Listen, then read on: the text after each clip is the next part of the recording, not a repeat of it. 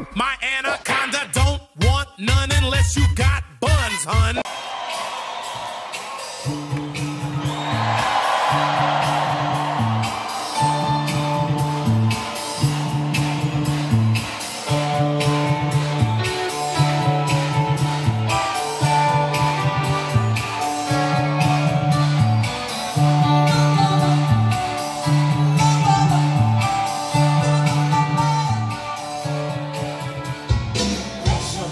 Bonjour à toutes, bonjour à tous. Petite vidéo achat cash et autres numéro 78. DVD Blu-ray à vous présenter des trucs assez différents comme d'habitude, hein, ce que j'aime bien. J'aime bien varier les genres.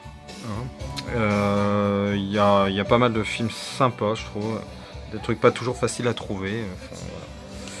Alors, par quoi vais-je commencer? Je vais commencer par un petit coffret. Allez, film, voilà. Hop. Donc, c'est le fameux coffret Critters avec les 4 opus de la saga, donc l'intégrale.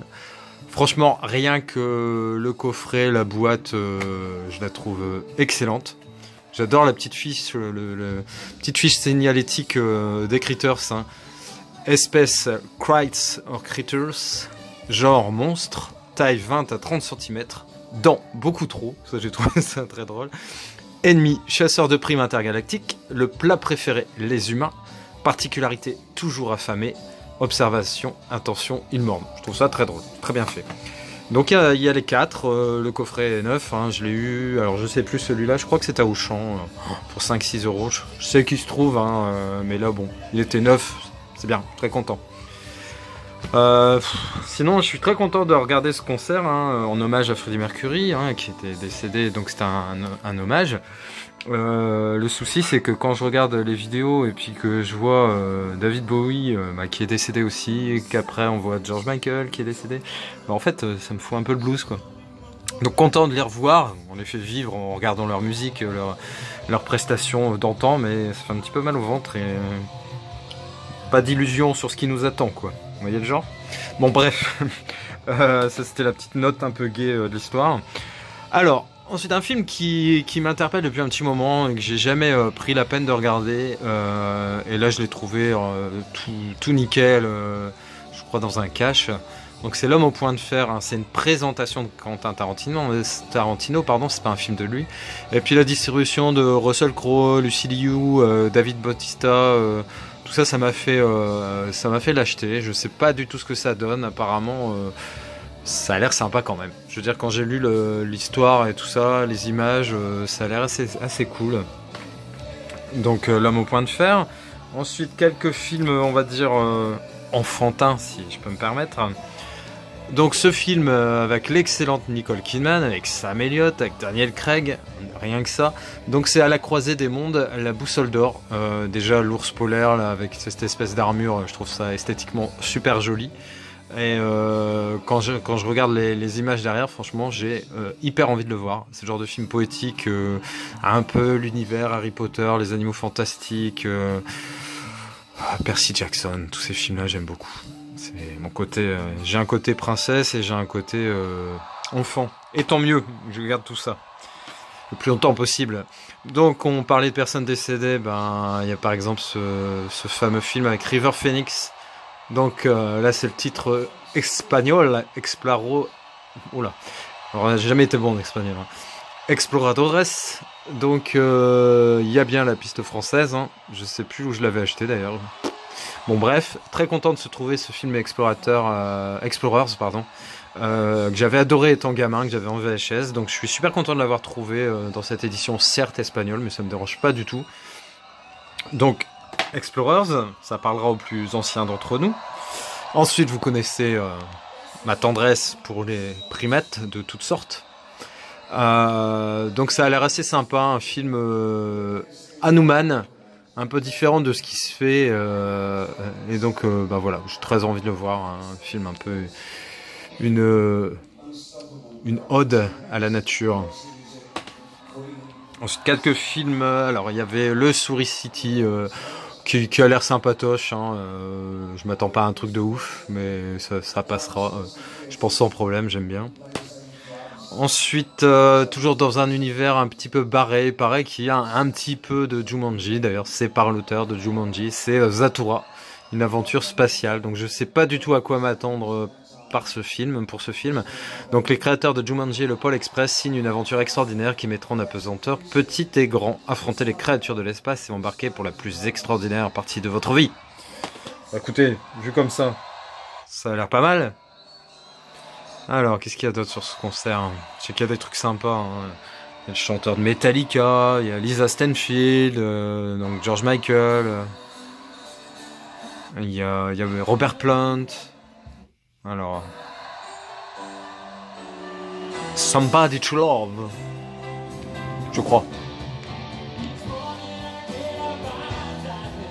Alors, ensuite, toujours un peu dans le même film, le même style de film que La Boussole d'Or, là, La Croisée des Mondes.